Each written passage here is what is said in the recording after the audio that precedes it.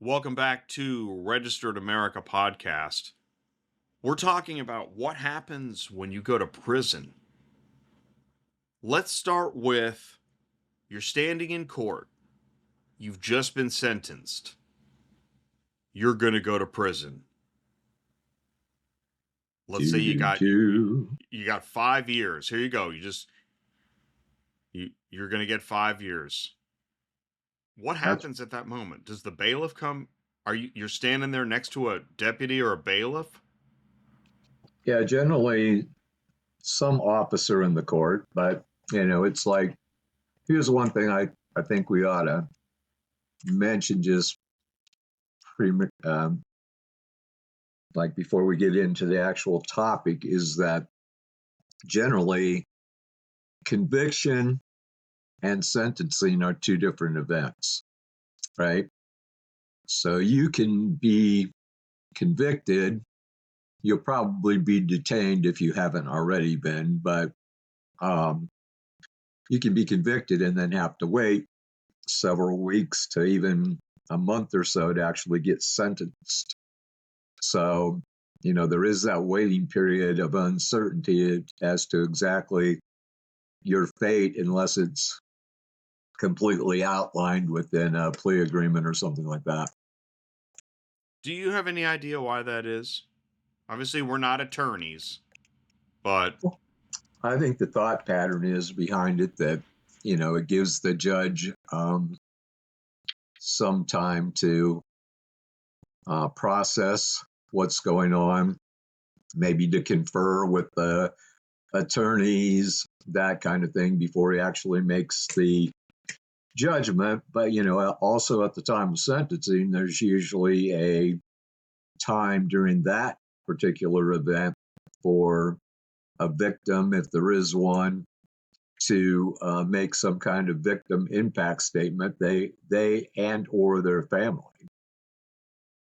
So yeah, I just think it's a separate event, and generally, particularly if it's a younger person involved, generally the victim or accused victim or whatever is not present during the actual trial proceedings. It's after that, during the sentencing proceedings, that is when mostly the victim or the victim's advocate will attend. yeah, okay, that's making some sense. So, okay, so there you are. You've been convicted.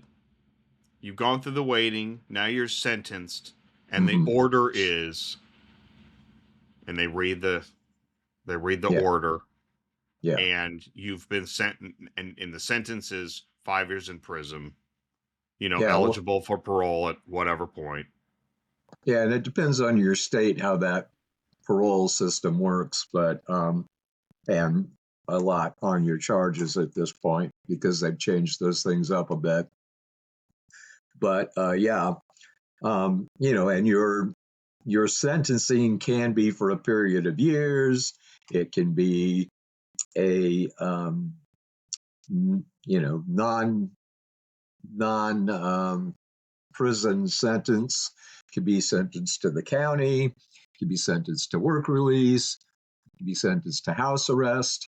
There's a variety, and some of that is governed by statute. So certain offenses don't qualify for, say, house arrest or whatever. But increasingly, at least on lower level charges, you could theoretically spend the entire sentence in county at a county jail rather than going to the state facility, which is normally called DOC, Department of Correction.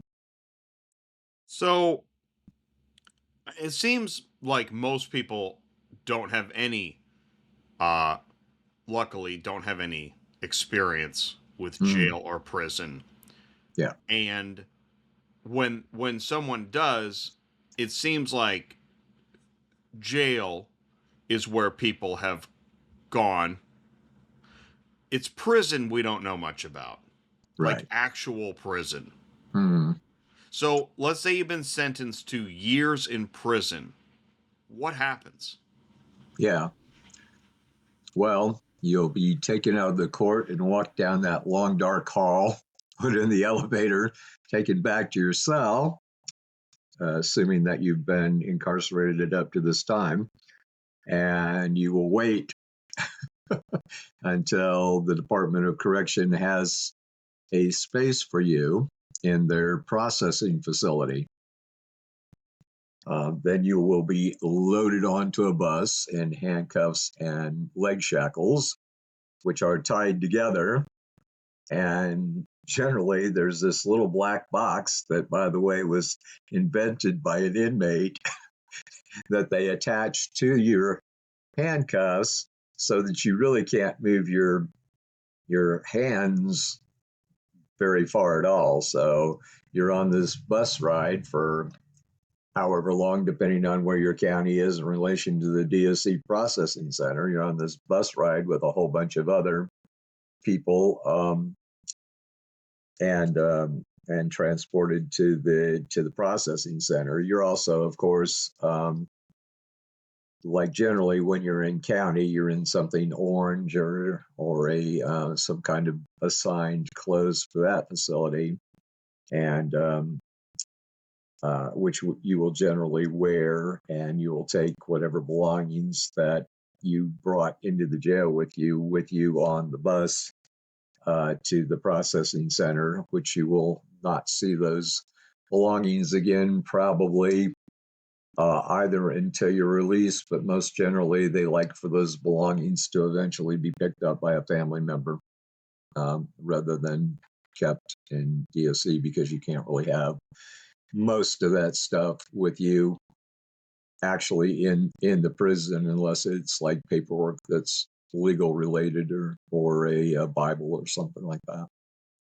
Right. If you if you show up to sentencing, if you've been free so far, and so you're wearing your street clothes and you got your wallet and your watch and your keys or whatever, that's going to go into property. Right.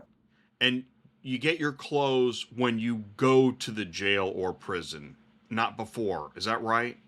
Your prison clothes, yeah. Yeah. You don't get those until you're at your location. Well, yeah. I mean, Maybe.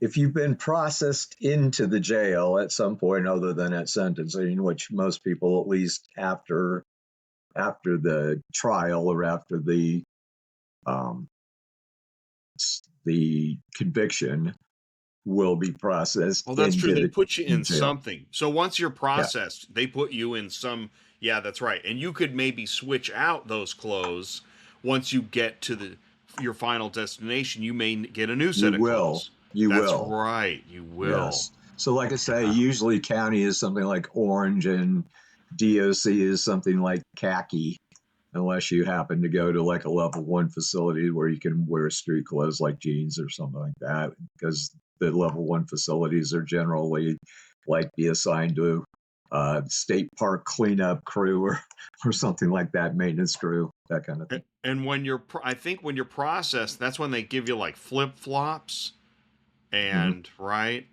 Well, yeah, Um, yeah. Usually you have some, like those old fashioned tennis shoes that are, right. well, either that or boots. Boots are generally what you end up with. You usually end up with a pair of boots, and then you have your flip flops for like going to the shower, because you definitely don't want to be in those showers in bare feet if you could help it. That's right. and That's and don't right. drop the soap. Don't drop the soap. Okay, so all right, so here you are. Let's say you've gone to prison. Mm, And this is, I think for many folks, this is an area where I think people really do want to know. yeah, Obviously they don't want to go, but they yeah, want to know. yeah, So let's say you've gotten off the bus and you're now at a state prison, yeah. right?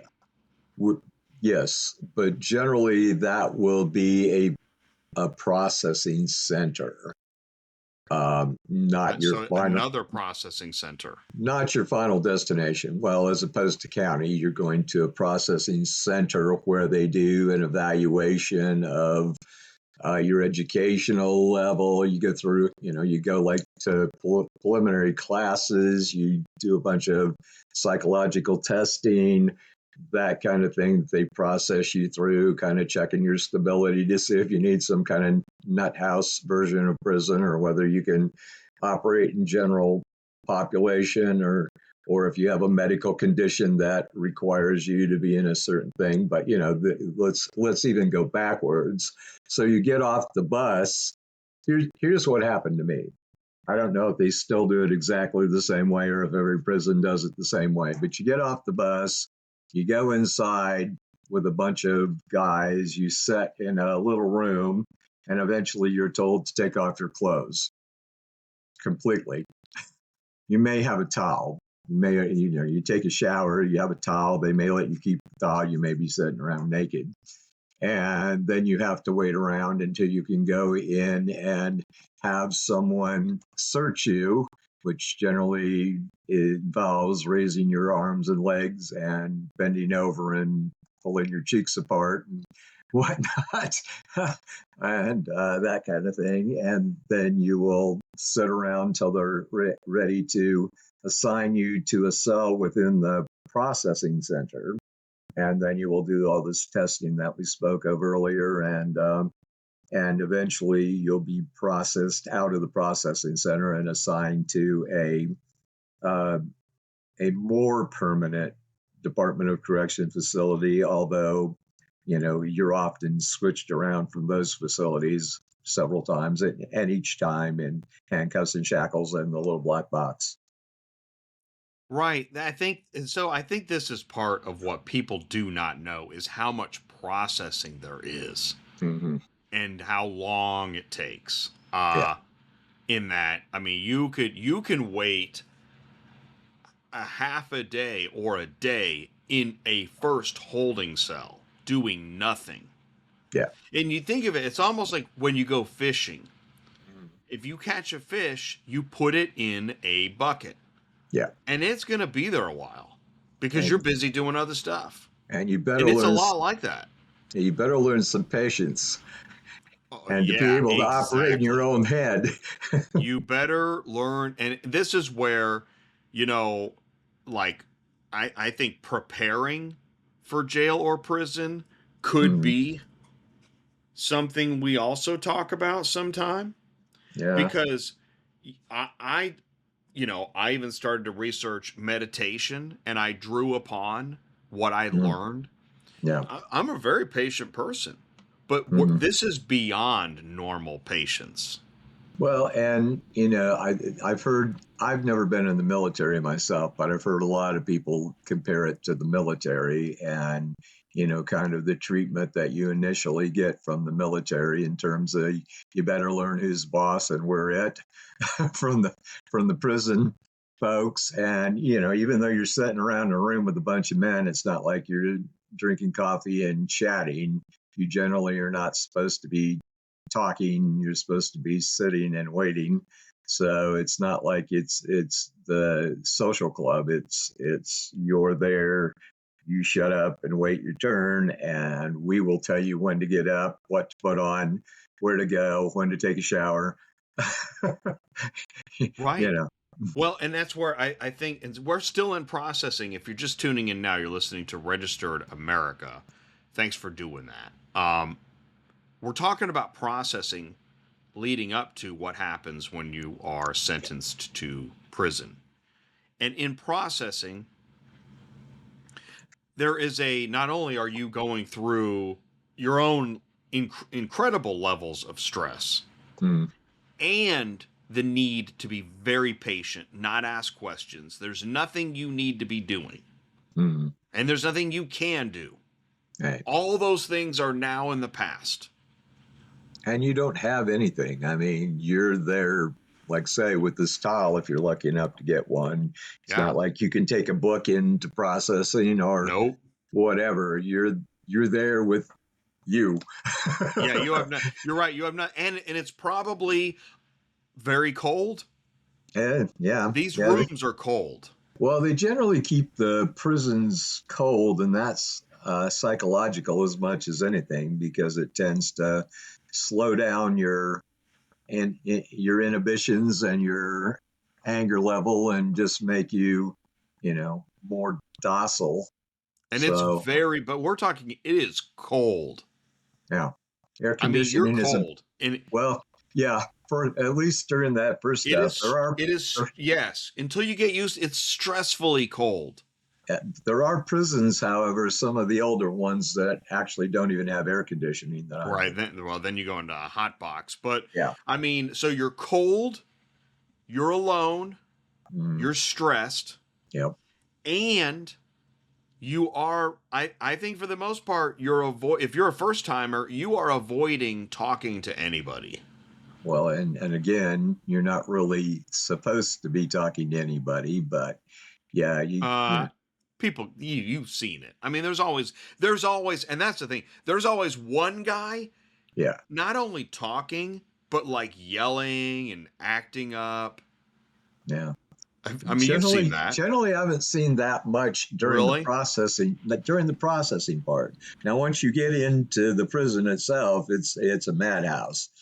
There's very little quiet there, but except for at night they do enforce a quiet time, but during the day it's like totally totally chaos. So when Um, you get through processing, then let's say you're through the because we keep yeah, talking about processing. You get through the processing, which it can take a long time. It can take yeah, more than a day, yeah. right? The whole Well, process. you go through the initial processing, then you're assigned to a cell, and then over a period of a week, 2 weeks, sometimes even a month, you're doing this testing and all that kind of stuff. So you're pretty much in a cell with a concrete bench that has a 6-inch mattress on it, six maybe, well, a 2-inch, 3-inch mattress on it, Yeah. and maybe a pillow that and a wool. You've seen those blankets like that you wrap furniture in when you're Yes.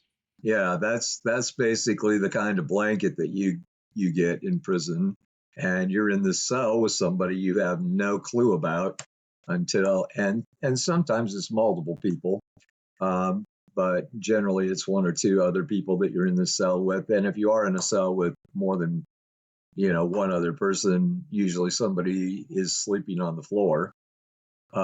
So, and you have this lovely metal toilet with no seat on, well, no, it's a molded metal seat that you're using, and a push button sink that you use within the cell for your bathrooming. So, you're like, here you are in the cell and you got to poop. So you sit down in front of the other guys and do your thing.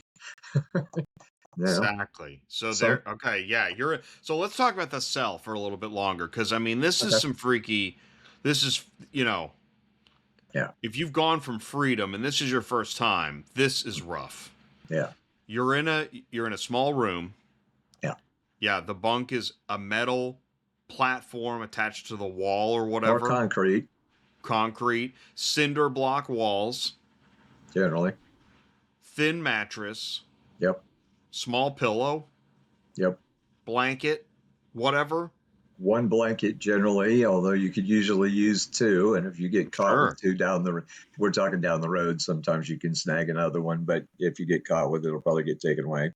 Um, but yeah, and you're probably assigned one towel and one washcloth, maybe two or three, um, if you're lucky, two or three uniforms. And actually, in the processing center, I think you're generally still in like a jumpsuit.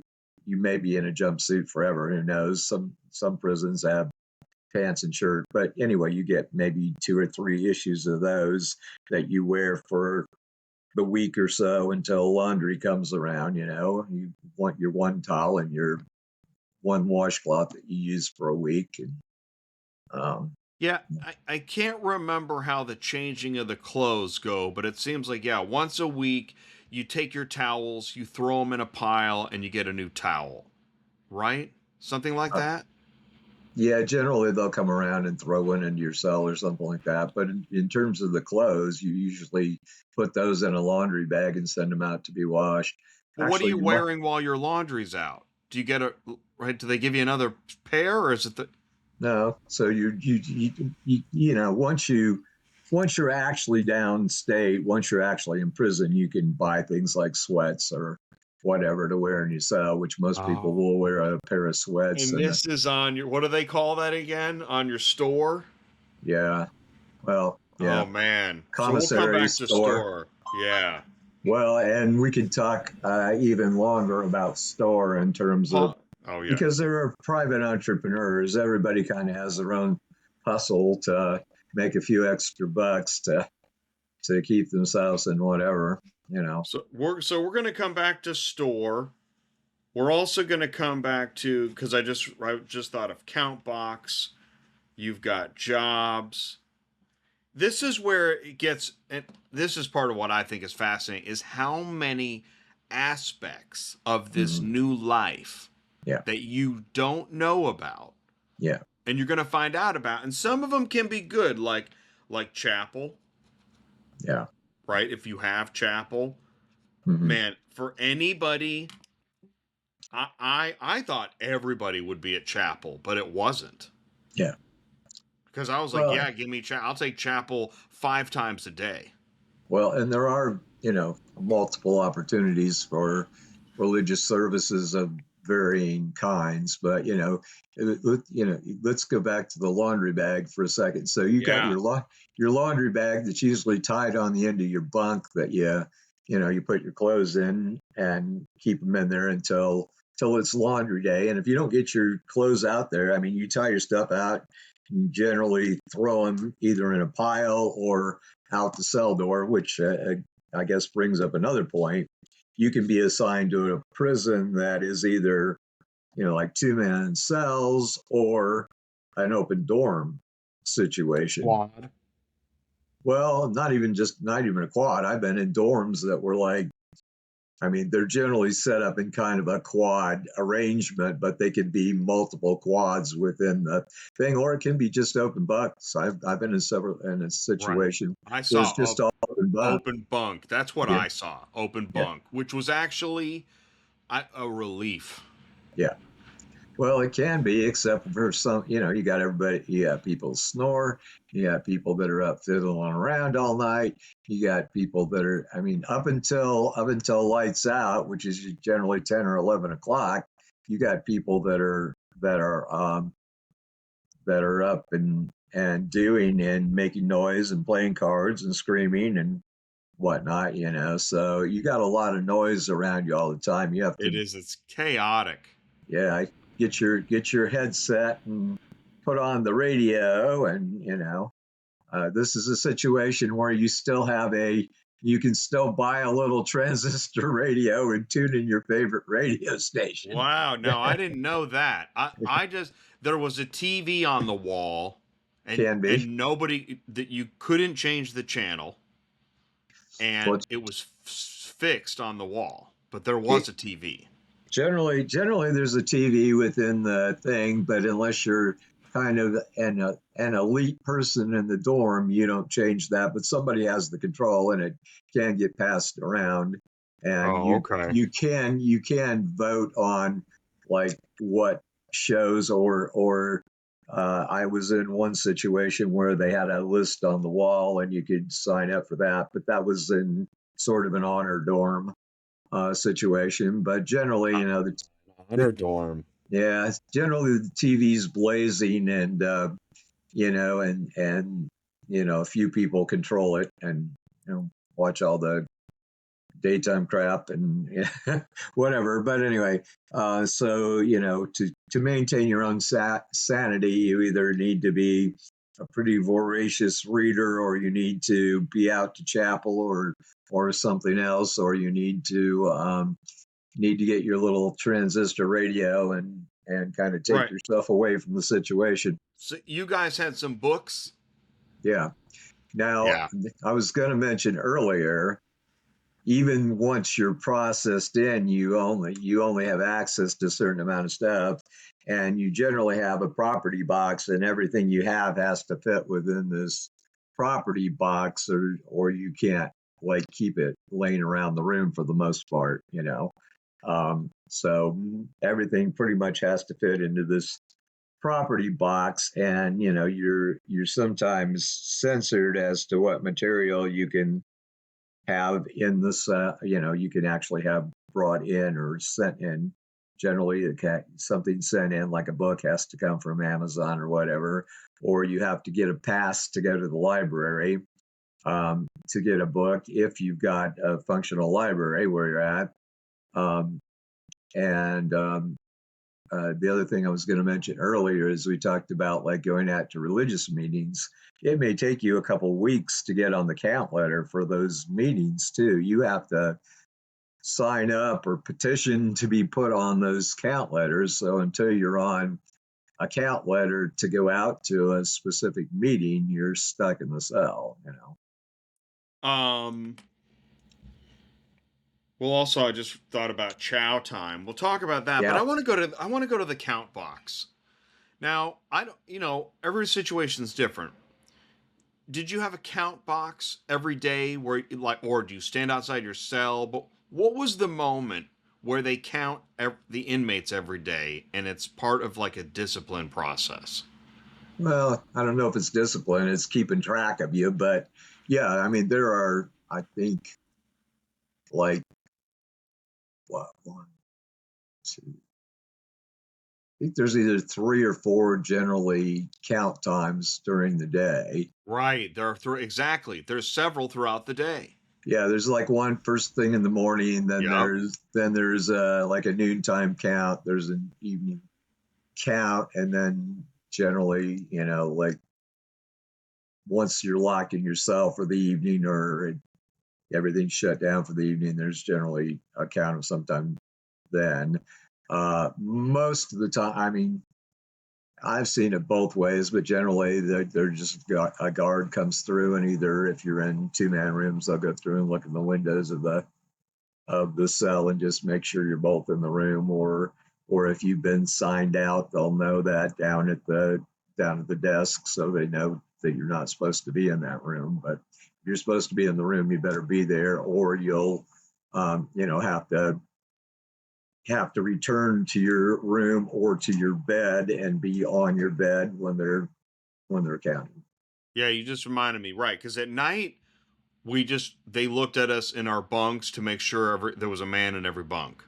Yeah, Whereas in the morning we had to go out to a count box, and I'm talking about this because I remember my very first time. I didn't know what was going on, and so I didn't know what to do, and I luckily got through it.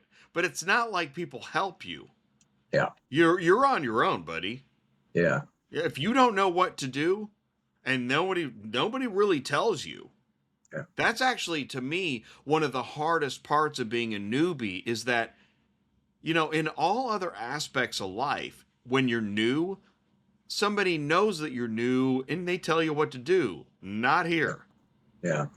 Well, you know, and the thing is, like, if you're on account, let us say you're going to school or you're supposed to go to the law library or whatever, count takes precedent over everything. So, say you got an 8 o'clock count letter, and you know count's delayed until 8:30. You're not going out on that count letter until 8:30 when count clears. And another example of where you need to just be patient. This is no longer normal life where you raise your hand and ask a question. None of that stuff exists anymore. Right. And you know, you may, like, when you got free time or whatever, like at night, they'll generally open up the cell, or you can go out the day room at night or whatever for a little bit of time if they're not locked down for some reason or another.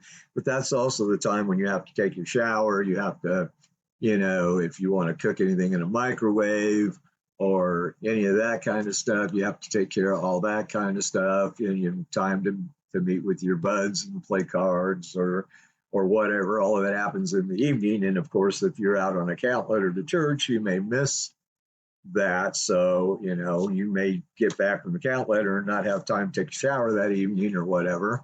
Or if you go out to rec and you come back, you may or may not have time to take a shower before you have to get locked down in the cell, or be at count time or whatever. So, yeah. Right. I mean, you've got a certain time when they do count.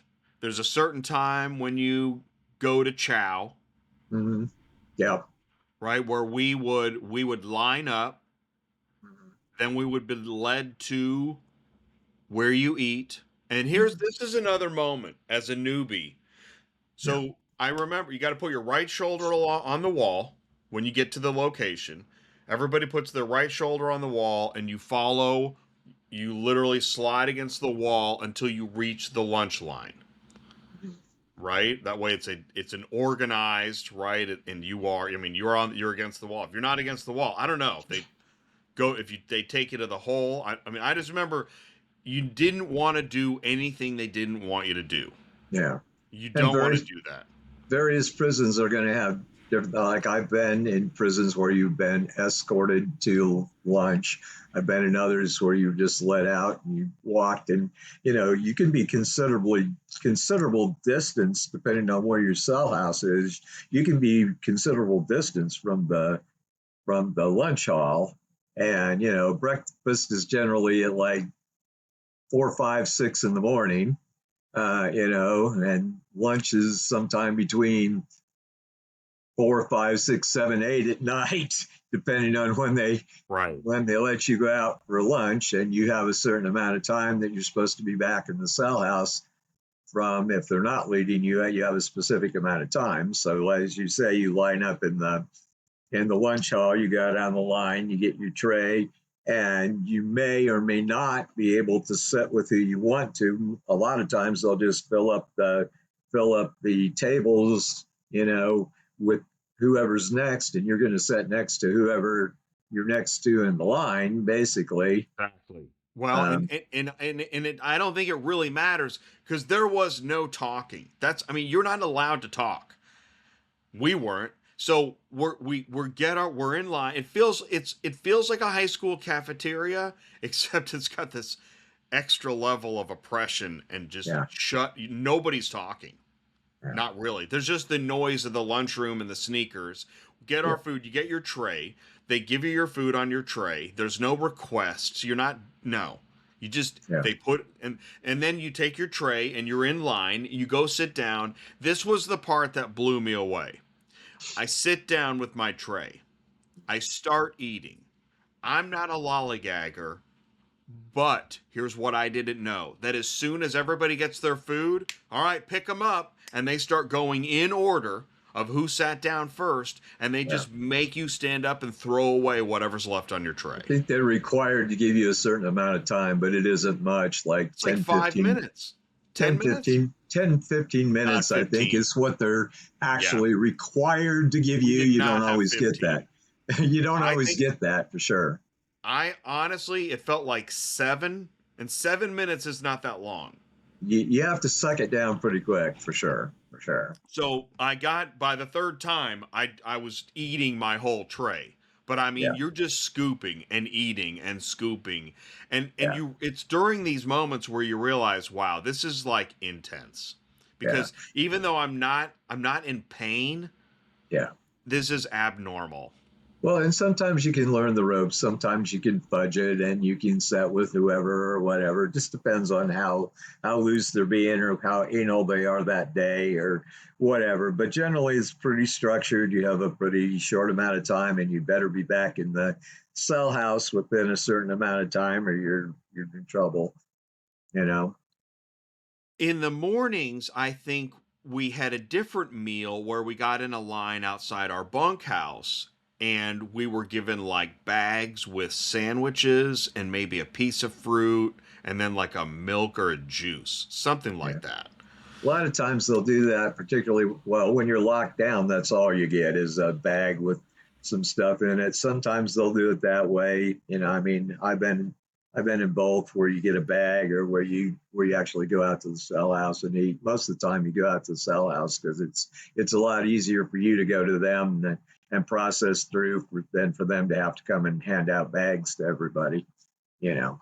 But it again, there's just a variety of different ways they do it at whatever prison you're at. But the point being, I think that we're trying to make is that it's pretty controlled, and you don't have much variety. Sometimes you can get a variation on your diet for a health reason, but it's not like you're going to be eating a vegan diet all the Oh time my or God. anything like Yeah. that. Yeah, no. And I don't know if you want anybody to even know that you want vegan food. And like, as far as the quality, it's not like it was the worst food ever. It wasn't great. I remember actually one of the meals I actually liked. Yeah. Although I've heard from kitchen staff that some of the packaging has written on it not for human consumption. So Well, it just depends on where you so go.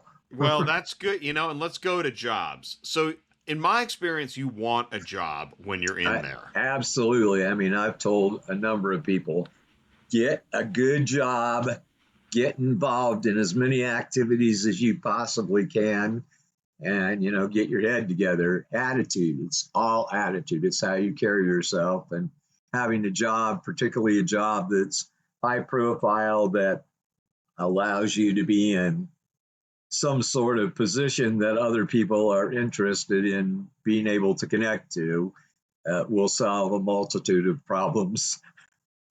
I agree with you, because I did. I got a kitchen job, Yeah. I and worked I in the mean, chapel.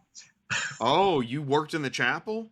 Yeah. Oh, that's It great. was it was a cushy job, I Oh, gotta that say. is, yeah, that's fantastic. Because I knew a lot of guys were working out in the yard, uh, mowing and weed eating or yeah. something. I don't know. And Well, yeah, the thing about that is you get out, yeah, you that's get true. liberty. Well, with any kind of job, you get a certain degree of liberty. Like I was able to move around quite a bit and wasn't confined to just the office all the time. I could get into the chapel anytime I wanted to, even when the chaplain wasn't there.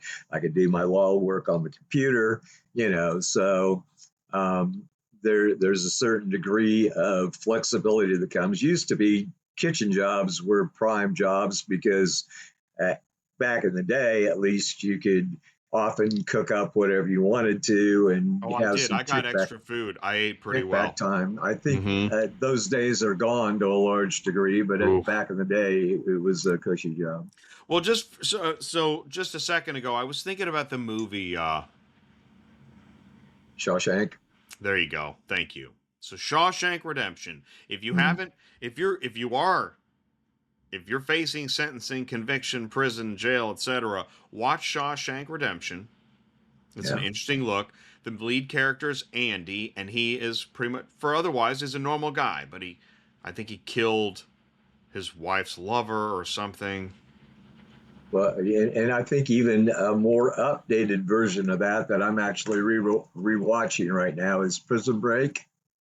I think Hmm. that there's the Okay. TV series Prison Break. There's like Oh, okay. 5 seasons of that, and that is a pretty well, particularly if you're in a pretty hardened institution. I mean, we haven't talked about levels of institutions yet, but if you're a higher end prison, it's pretty realistic.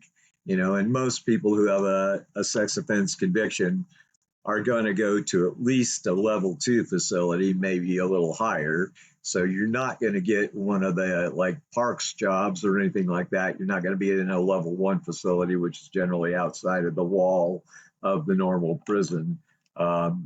You're going to be at a more secure facility, and you're going to see people. I may have said this on a previous podcast, but I was at this one facility and I was sitting down reading my scriptures at a picnic table that was out on a little porch thing they had set up.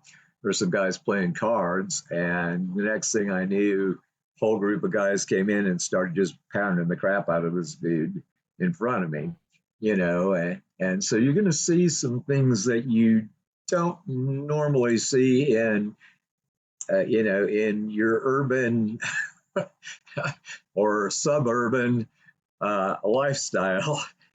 If you're somebody that isn't, somebody that's raised around a lot of drama and family history of prison, you're going to be pretty shocked at some of the things that you end up witnessing. Um, yard is another time, right? Or whatever is they have, and you see it, in Yeah. Shawshank and other things. We had a yard where, I mean, it was basically just a big dirt gravel area, but there were weights and stuff. There was an area of working out and weights and stuff. Yeah. Yeah, I mean, usually they'll have some sort of outside rack that it's usually a caged off area that either has a couple of ball courts in it, and generally there are a lot of people that'll just walk around the perimeter of it. If you're not into ball, you just do some walking outside to keep yourself exercised up, and they'll generally have a gym facility for colder weather that you can go in and you. A lot of times the weight like you're talking about will be in the gym, but sometimes they'll have a setup outside. But yeah, they're required under law to have those kind of things. Which, by the way, we haven't gotten to commissary yet, but and Let's the talk about those it.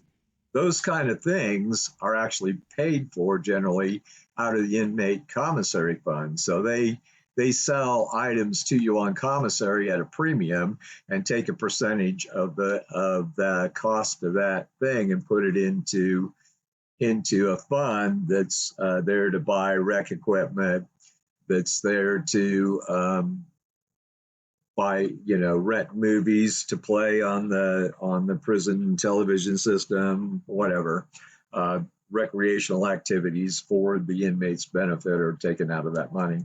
So let's talk about store, commissary. What we're talking about here is if you've never been to jail or prison, when you get in there are items you can buy. Mm-hmm. Now, you don't go to a store and nobody comes around. It's not like buying candy and cigarettes in a movie theater. There's a list, right? We actually had a printed list. And after a Mm-hmm. while, you get to know the list, but it Yeah. has the name of the item and the price you have to pay.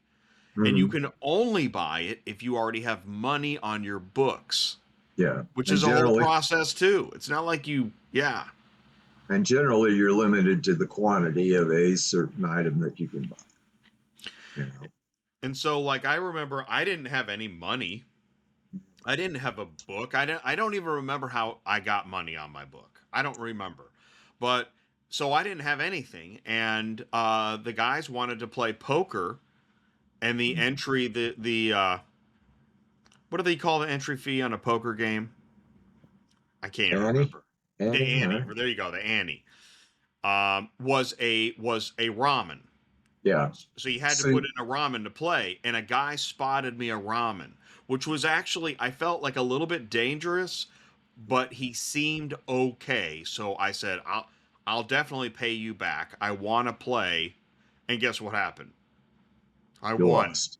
Oh, I you won. Well, won. good I for won you. I won like 8 ramen, and that changed my whole status. Yeah, we refer to them as soups, and soups were the Soups, currency. yeah. Soups were the currency of the day. So, and Soups. generally, if you got a soup, like we talk about commissary, that's what the state runs, right?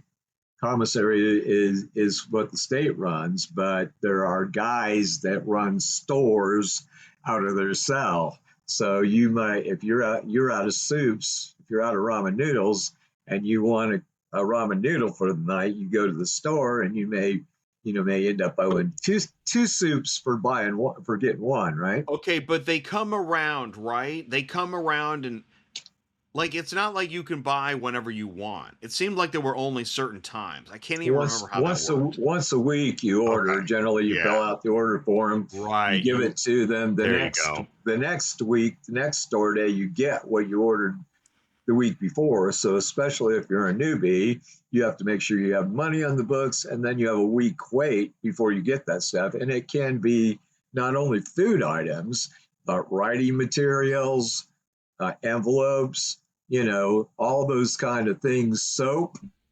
deodorant, razors, all those kind of things that you would go to Walmart and buy is what you buy on commissary, only at a very limited selection and at a highly inflated price. Exactly. And so again, as a newbie, You have to learn. You don't know what's going on, and the prices are actually outrageous. I remember this is this is quite a while ago, and the ramen was 3 times Hmm. what would be even a normally high price. It Yeah. was outrageous. Yeah, they're pretty outrageous. And then, then also occasionally they used to do stuff for like charities where they would, like they'd occasionally on a holiday or something, they'd have a thing where you could buy Pizza Hut pizza that they charge an exorbitant amount of money for, and then they bring the pizza into the Oh, prison, okay. and you could buy I that or never stuff saw like that. that. More recently, what I've been seeing happening is like Aramark, which is one of the main food providers to prisons, will like do their own special things where you can buy a cheeseburger or French fries or something like that, and order those. But bear in mind, you have to take these. Like if you say you're going to buy 3 cheeseburgers on this sale that happens maybe once a month or once every 3 months or something like that, and you kind of want to get 3 or 4 of them so you can have some for later, you have to take those back to your cell. You don't have any refrigerator, so those are going in your box. Right. So it's not like you can take them back and put them in the fridge Yeah. or in the freezer and pull them out later and Or, eat them up. well, and so in on the soups, so we had a Hot pot. exactly, which again, I as a newbie, so what's a hot pot? Okay, a hot pot, we had like a yeah, it was like a metal coffee maker machine, but it was just hot water. Yeah, yeah, And the rule is whatever water you take, you need to fill back in. I didn't know that. I got yelled at for not adding more water after taking water. right. And I Yes, said, I'm so sorry. I literally don't know. I don't know what you're talking about. yeah. So you're talking about one that's public. There are also again, some of these things have changed over the years, but at least there was a day when you could get one of those for your cell if you're in a 2-man cell, so you had your own hot pot. But if you wanted to use the microwave, you had to wait until your commissary, or I mean your rec time or whatever, day room time, and go out and use the public one like what you're talking about.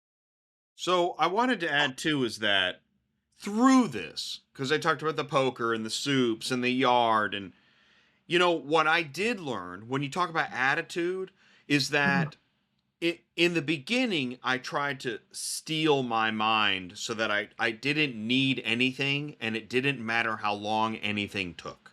And Right. that way I wasn't right. I don't need anything. You've Hmm. got to be like you got to pretend that you're like Buddha and Hmm. you are frozen in time and it's not a problem. Yeah. And if you can do that, other people see, oh, that guy's okay. He's okay. He's not Yeah. stressed out. He's not overly talkative. He doesn't do anything. He just, and then they start to wonder if you're a narc. But then when you get inside and the days begin to progress and you get your footing, I did settle into, okay, a normal version of myself. When I was in Hmm. yard, I ran because that's what I do. Like Yeah. I like walks and jogging. So I Hmm. did that. When it came time to play poker for soups, I did that because I like to play poker. And it seemed to me like, and I went to chapel. I'm not overly religious, but I did find chapel, nice. So Yeah. it seems like if you just settle into who you already really are, Hmm. but more of a Zen version. Yeah, and it is, as I mentioned earlier, it's really all about, well, 90% about mindset. You have to put yourself in a mindset that you're respectful of other people, but you're not a rug. You have to be willing to Correct.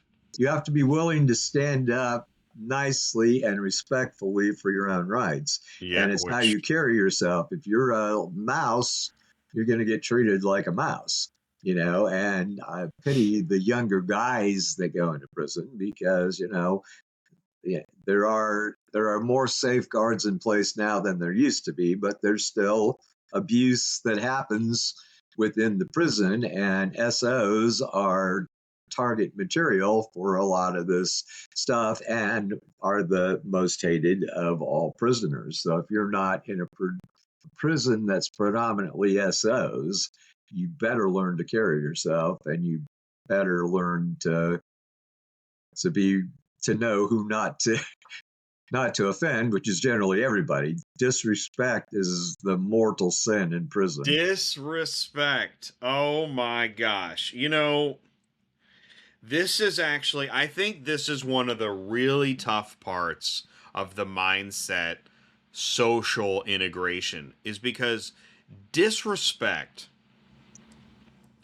I think probably 2/3 of the population plays by the rules of disrespect, Mm-hmm. meaning like it's just a really, really big deal. And I think that the way to look at it is like some people, the way they talk about sports, it's not just a sport. Mm-hmm.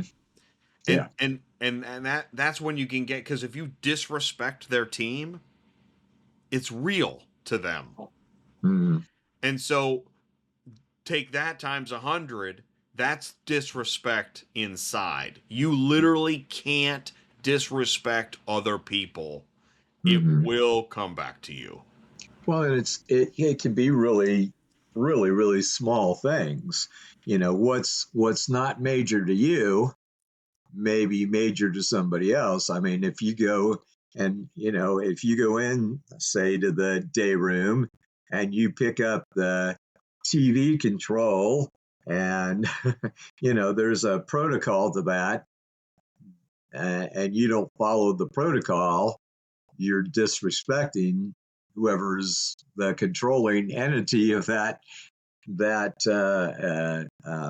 piece of equipment at that period of time. If you're in the weight room and you're not um, respecting the order, or you're taking too much time on a certain thing, or a group is rotating between it and you don't ask if you can rotate in, maybe disrespecting somebody that's going to come back to haunt you in a big way down the road. So, Right. Everything you do, right. If you pick up a fork, if you give somebody a milk, if you pick up a newspaper, whatever you're doing, and I would never, like, I had guys like ask me different questions. I never thought none of your business. mm, Never. yeah. If someone asked me a question, I answered it. I didn't elaborate, but I answered their question. Mm, yeah. Yeah. I mean, there's a time for not answering every question, but again, it, There is. But and this gets into preparing, which we're going to do that one. yeah. Preparing for jail or prison. I To me there's a lot there. We're going to do that one. Yeah. Yeah. I mean, again, it's so much mindset. It's so much, can you carry yourself in a situation that is totally foreign to you and come out successful? We're talking about Shawshank Redemption, the movie. And one of the other things that I like about the movie is when you watch the movie, if you watch Andy, again, the Hmm. lead character, or Yeah. even Morgan Freeman's character, is they're very kind of calm, slow moving, Hmm. thoughtful, quiet, respectful. They actually represent the elements that will help you survive in Hmm. inside. Yeah. You can Well, see it on their faces. It feels real. and you need to read that. You need to be able to read, you know, it, most people in prison, as you, I think, have mentioned earlier, are not super talkative. They are maybe within their group, but you're not going to go up and start really having a conversation with people, particularly if you're getting into, like, what are you down for? That is not a Every good conversation to have. No, and they're all okay. So again, this gets into preparing. I had so many ask me that, and I already knew what to say, and I had not only what I was going to say, but I was living it in my mind. This is where really you think of like actors that are going to take on roles, or people that are going to, you know live a new life, or what it is. I mean, you literally have to, if you have to commit yourself Yeah. to a story. If you're giving a story, the last thing you can do is change your story. Well, and I found that most people don't even ask that question when you're in prison doing prison time, because it's Okay. just not something you get into with other people. And as we mentioned in an earlier podcast, it's pretty easy for people to check your story Yeah. if they don't think you're being honest with them. So, Yeah. you know, Well, and that's a problem. So disrespect is a problem. Not being honest is another problem. It is. yeah. And these are tough things to figure out how to handle based on what you got to do, and what happened, and what your circumstances are. Well, and the other thing is, I guess on this topic is, there is a division of a racial division and a affiliated division within prison, and in some prisons that's stronger than others, but it's there in all prisons, so you have to kind of figure out how you're gonna walk around that as well. Well, I'm glad you said that, because that's another thing that I did not know, and that is that, so the groups that I saw were, there's the Woods, which are whites. Then there was the Southies. There were two Hispanic groups. And then there were, I don't even think we had blacks in our group. I think they were separated. And I had heard, someone said that the blacks are really separated from the Hispanics, that there's some kind of thing there. I don't know. What were you? There is generally a thing there between. I mean, there are people that are people and will interact with whoever they choose to, but there is generally a notable animosity between African American or Black people and Hispanic or Latino people.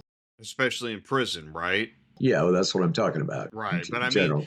but it's beyond, and that's why we're talking about. And I'm glad you brought it up. It's beyond anything you've seen. Mhm.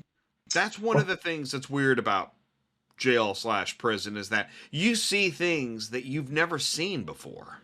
Well, prison is generally, I think, a concentrated microcosm of society where you have representation from almost any group that you could possibly think of within the prison walls. So, particularly if you're a white boy who came from a small town like me, it's pretty much a culture shock to go into that kind of situation. And I had friends from all different groups, and I tried to treat every person I met with that element of respect that we talk about, and having a profile job that I was able to interact with all different groups. It was easy for me to not get caught up in some of that stuff, but you do really have to understand that there are notable divisions, and um, people are committed to their people, Well, if we can say it that way. yeah, no, there is, and so like once I didn't even know, like I'm sure on my in the holding cells. In fact, I remember in one of the holding cells, it was me and a bunch of Hispanic guys, and it was whatever. But Mhm. once we got to our final destination, there was this new pecking order arrangement by race. Well, and And so here's the now I'm suddenly separated from the guys I'd spent all this time with, and the relationship's not even the same anymore. well, and here's the really weird part. If you want to go there is that this camaraderie or affiliation is pretty much there with every single type of race you could imagine except whites. You know, white people are not as community minded generally, and I'm not trying to make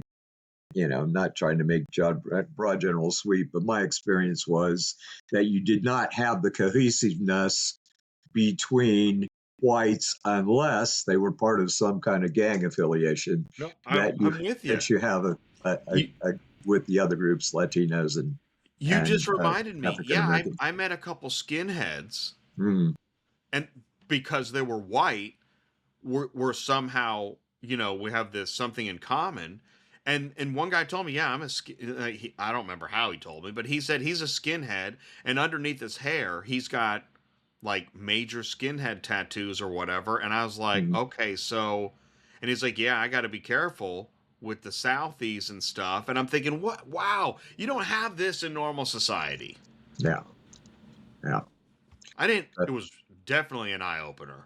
yeah, I mean, there are gangs in normal society, but you don't see them. They're not up close. If you're not part of that group or in an area where those types of affiliations are super prominent, you don't see it to the concentrated level that you see it in prison and have all of those groups together in the same spot.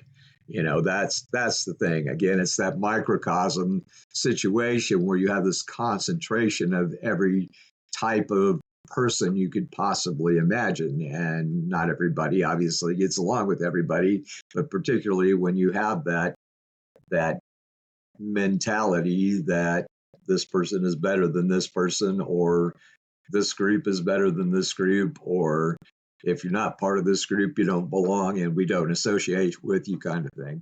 Right. I did not experience the you can't talk to that guy. Mhm. I didn't experience that, but maybe I wasn't there long enough. I don't know. Yeah, I don't.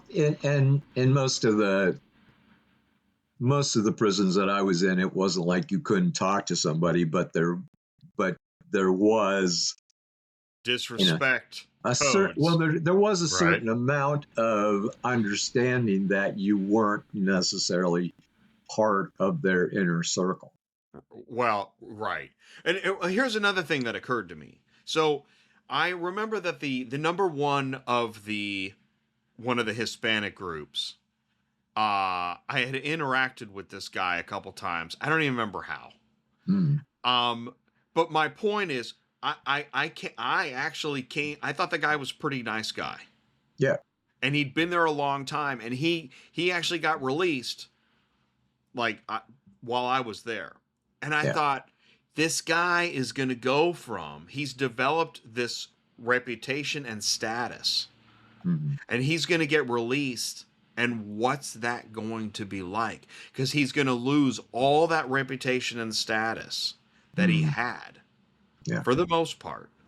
yeah, And now he's going to go back out in society and be the bottom rung. yeah, yeah. And I thought that's really weird. And just to bang on this a little bit more, it's like, I mean, a lot of my close friends in prison were Latinos, but, I speak Spanish, so that was helpful. But, if you are in a Latino group or in with a Latino group, or you're in with a African American group or whatever, you're not going to go hungry. You're going to have a soup every night or a slam every night with a group. But if you're a solo white guy, you're probably going to go hungry. You're probably So it's so funny you say this because okay, I had we didn't have the same experience hardly at all, I don't think. But okay. I know the exact same things you do because yeah, the woods didn't have like a meal night or whatever. But Mm, the Hispanic guys, yeah, they would make like I don't know what they were making. Paella or I don't know, but they were doing it all the time. yeah, Yeah. where they would buy at the store and they'd put it together, and it was a big deal. I mean, all it was is some noodles in a bag or whatever, but it was a bonding thing for Yeah. these guys. Oh, yeah. Well, I mean, we do. We bond over food, right? In normal society, we bond over food a lot. So I it's that it's Yeah, that family instinct that we have that's either fed or not fed. And I found it, and again, this isn't about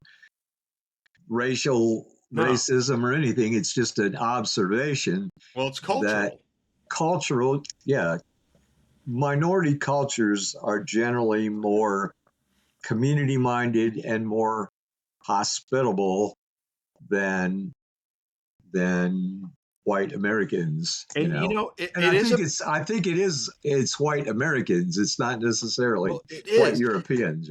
It's not white Europeans, because white Europeans, many of them do have customs. I think Oktoberfest is a good example of that for Germans, etc. But yeah, white Americans, I don't think white Americans want to know how much lack of culture they have compared to some of their minority neighbors. They would You know, never like to hear that, but you see it inside. well, and I'm saying this as a white American, I so know, me yeah, too. you know, I know. but Yeah. I think there was a point in this country where we did, and partially we did it because of that racism thing. When you're a minority race, you tend to bond together. I mean, the Irish did it when in the early days of this. Italians. Yep. The Italians did it. The Germans did it. You had German settlements, you had Irish settlements, or portions of large cities that were Jewish, right? Jewish. exactly. But when you're in society, a broad swath of society of white Americans, we don't get that. We may get it within specific cultural entities, but not as a group of white Americans. So I guess. I think at one point I was watching these guys, Mhm. and I even contributed. I don't remember why somebody, and I worked in the kitchen with a Hispanic guy. We got along great. Mhm. And uh but there was another guy that he actually, I did not like that guy. But I was careful. I was nice to him. I did not disrespect him, but I could tell he was trouble. But and that's why you got to read the room and be cool. Just be cool. Stand up for yourself. Yep. I had to do that with that guy too. But anyways, I did at one point. I think I was like, man, this is what it been like when the whites and the Native Americans had Thanksgiving, and the whites must have been like, wow, look at what they're doing. Yeah. What are we doing? We're just standing here like ready to eat. We didn't say any. Well, but It's even just then, interesting. you had the Puritan culture, which was kind of their own But you entity, can and they were. imagine how like But yeah, crusty and conservative they must have been. oh yeah, for sure, yeah, for Like sure. not that's not fun. Like, but watching those guys make their stuff, Mhm. I thought it was pretty cool. I was Yeah, it, I think it was at that moment where I was like, man, people need to actually see some of this, because there is a cultural bonding happening Mhm. even here. Well, you can be pretty creative with soups and some of the stuff you get on commissary too. I know people that made cakes. Oh, They would take Oreo cookies and mix them with certain things and bake the cake and then make the frosting out of the wow. center, and whatnot. So yeah. Wow. Well, I like that it started pretty grim, and now we're ending up, and that's actually, this is the upside, is that when you're done, Yeah. hopefully there is a done point and you get out, is Yeah. that you will leave with a lot of new insight Hopefully. into, hopefully, into not only others but yourself.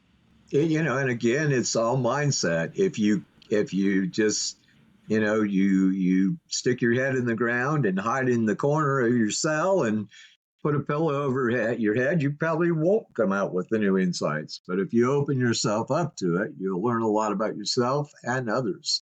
I don't think I saw many people do that, honestly. And I mean, like, one of my closest friends, he was a homeless guy. Yeah. And this is actually, I mean, like, when else in my life am I going to say one of my closest friends was a homeless guy? But Right. it was. Yeah. Yeah. And he really enjoyed checking in on me and, Hmm. at the time. Yeah. So Yeah. it's just, Sure. it's fascinating what happens. Yeah. Well, you think about it, that time that you have in prison, you probably don't have that much concentrated time with an individual or a group of individuals on the outside as you do while you're incarcerated. I mean, you can get to know people pretty good while you're inside, spending, Oh yeah. all day with all day with a lot of them, and all night with a lot of them. You can get to know people pretty good. I mean, some of my best friends are still people that I met in prison. In fact, most of my best friends are people that I met in prison, but That's or awesome. have a common bond with on the outside because of the registry or whatever. Right. But you just don't get that kind of concentrated experience much anymore on the outside, which is the unfortunate part about being on the outside. But obviously, there are a lot more fortunate things out here than, than there are unfortunate ones. But Well, yeah, we're going to talk about the outside too on another podcast. The last thing we didn't talk about was visitation. I wasn't uh, there long enough for that. However, I did do phone calls, and those were weird too. And you have to yeah, have the money on your books to pay yeah. for the phone calls, I believe. But talk about visitation. Yeah, yeah. So, we're in a whole new age in terms of communication, and the prisons have stepped up to that somewhat, thanks to the capitalistic spirit of our country, in which we now have monitor email systems and even video visits that are possible through the internet with people that are incarcerated. So, those are possible. I guess the person to person visits, which are, a lot of prisons have, particularly since the pandemic, have really tightened down on that. But Mm. that's a whole new experience for your visitor as well as you, because there, as my wife used to say, just because it comes in your size, don't mean you ought to wear it. And some people haven't gotten that message. And so, if you show up at the prison and you're in sleeveless, a woman particularly in a sleeveless shirt with a low cut, um, bosom showing tank top, you're probably not going to be admitted to your visit, even if you scheduled it in advance, which most times you need to do nowadays, and you've done all the other things to get yourself there. But you generally have to have a visitation list of who's going to visit you. That generally has to have some connection to you. There's certain times, certain days that you can visit. Sometimes it's every other week. Sometimes it's every week. Sometimes it's less than that. And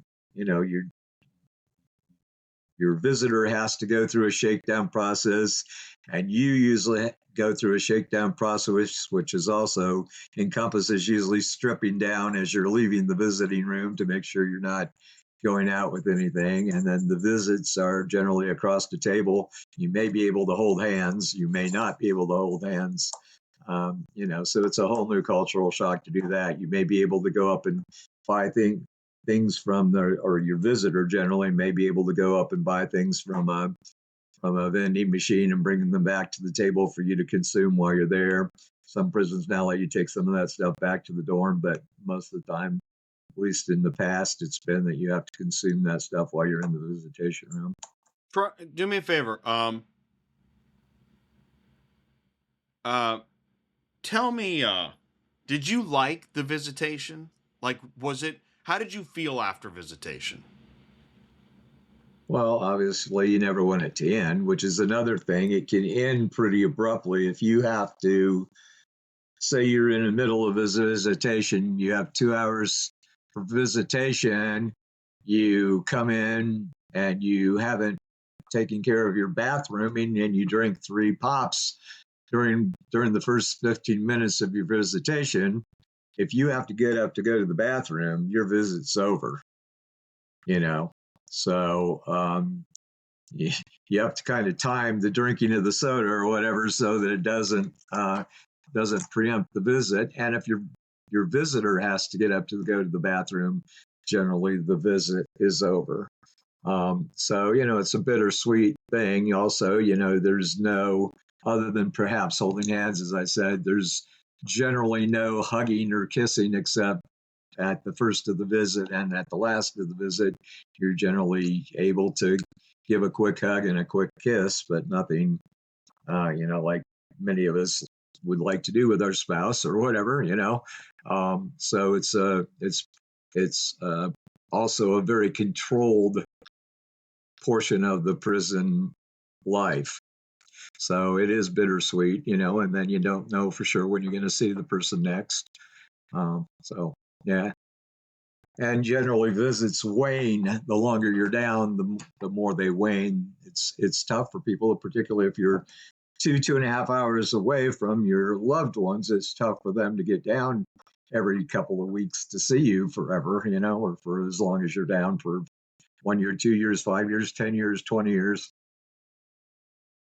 Yeah, wow. Yeah, well, and that's just kind of the normal progression of change in life because Mm-hmm. that separation over time just wears on a relationship. I know that it was probably a week or two before I got to make a phone call, and that Mm-hmm. first phone call, yeah, was wonderful. Yeah.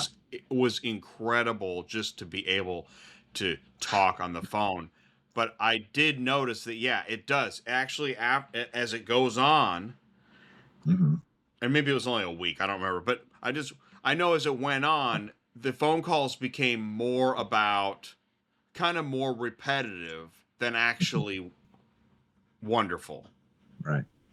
Well, and I guess we and a didn't really. reminder of the need to wait and wait and wait. Well, and the other thing that we didn't talk about, which we don't probably have a lot of time to get into, but we kind of alluded to it, is money on your books.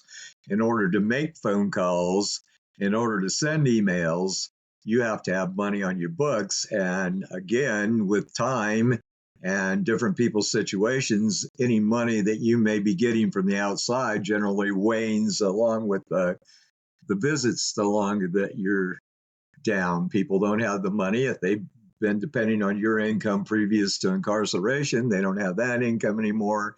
You have to go back. My wife was we chose not to have her be employed while our children were younger, so she had to go back and renew her license for her profession and various things before she could even get back into a decent earning situation. So she didn't have a whole lot of extra money to send down my way. And even if you have a prison job, you're talking maybe, if you're lucky, $1.25 a day you're getting paid for the 8 hours or so that you put in. So it's, when you're talking about buying soups at $1.50 or $2 a piece or whatever they are, that money goes pretty quick. Yeah, no, so you're right. So I mean, that would go into preparation as well as that. Yeah, you're gonna need to have some money somehow that Mm-hmm. goes on to your books, which is Mm-hmm. kind of like your checking account in jail. Yep, sure.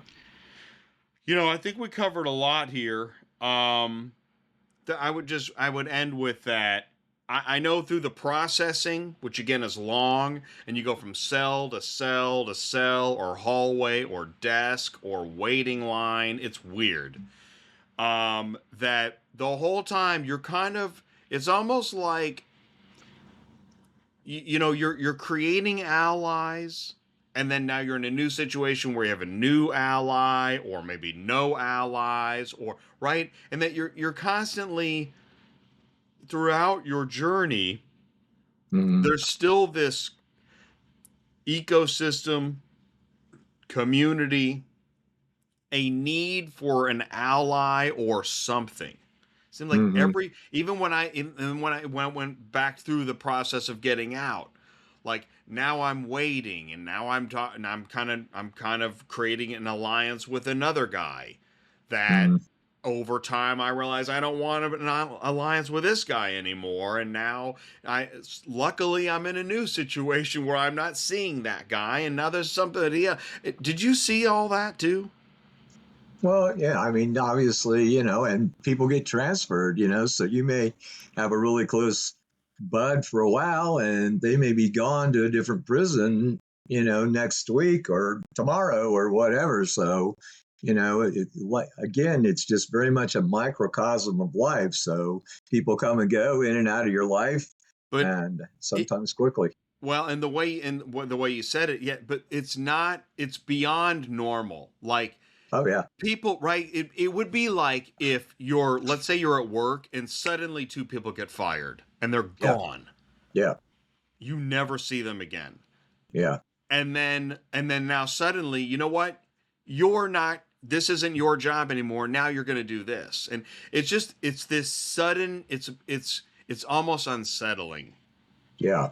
And I feel like it's part of the, I feel like it almost feels like it's part of the psychology experiment of Well, prison. it definitely is. And again, comparing it to the military, it's like, you're going to learn that we control what you do. And if you try and control it, you're fighting the system, and you better be prepared for the horse to kick you in the teeth. You know? And on that note, that wraps up what happens when you go to prison. This has been another podcast on Registered America. Thank you so much for listening. Feel free to comment, like, share, and subscribe.